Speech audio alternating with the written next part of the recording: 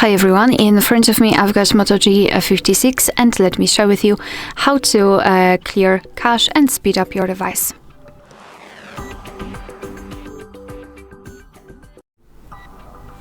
So if you feel that your device is working a little bit slower than it was working before, then you can try to clear cache of specific apps. So let's go to the settings. Right here we have to scroll and find the apps and tap on see all 68 apps, of course 68 in my case. Now let's go to the specific app, for example Block Blast in my case, and then go to the storage and cache.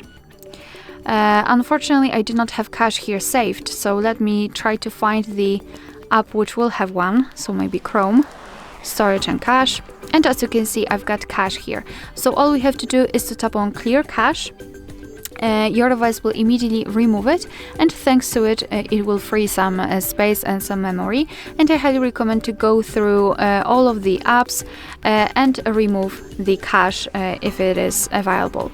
To finish everything and to confirm everything, I highly recommend to restart your device.